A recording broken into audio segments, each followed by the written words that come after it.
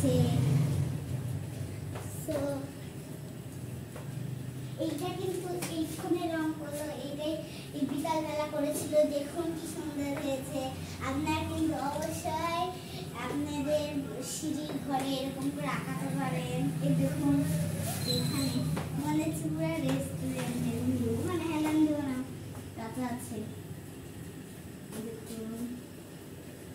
আমার বেশি ভালো লাগছে এইটা।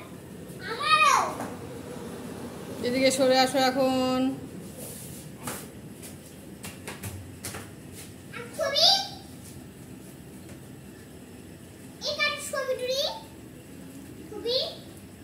আপনারা অবশ্যই কমেন্ট বক্সে জানাবেন কেমন হলো।